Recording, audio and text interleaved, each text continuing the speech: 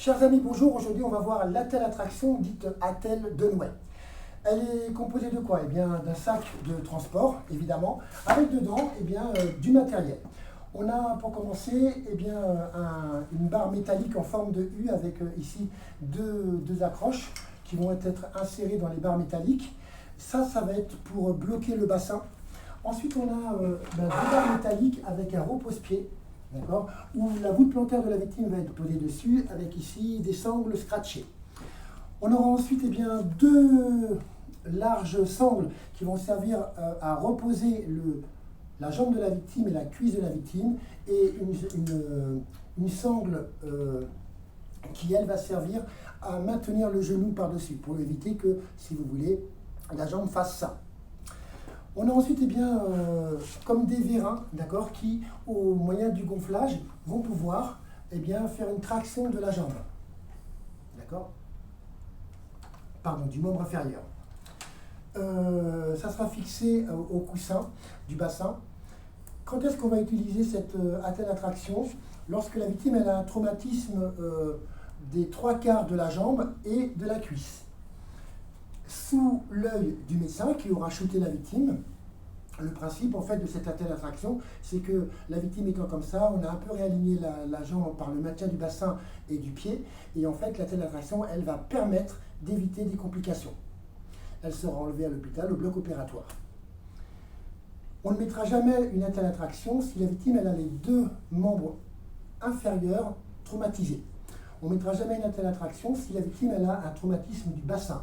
Et on ne mettra jamais une attelle attraction si la victime elle a un traumatisme au niveau de la cheville. Ça marche? Le bilan a été fait, le médecin est arrivé, il ordonne aux secouristes confirmés de poser une attelle attraction. Pour ce faire, le maintien du bassin a lieu et le maintien de la cheville avec une légère traction est fait. Le médecin a shooté la victime. On peut maintenant commencer à mettre le coussin qui va aller vers le bassin en passant par le genou, le côté du genou, et on va remonter cette partie-là.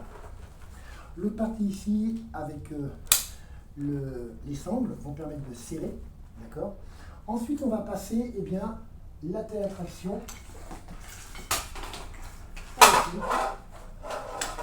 On va légèrement relever le membre inférieur en faisant une légère traction.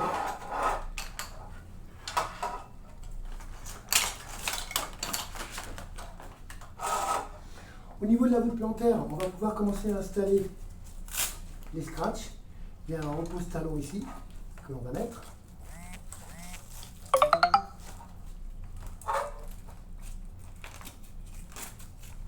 Délicatement, le secouriste va enlever sa main et reprendre sa pression du talon. L'autre main qui tenait le coup de pied va être dégagée. On vient serrer de façon à ce que la voûte plantaire soit positionnée sur le repose-pied métallique.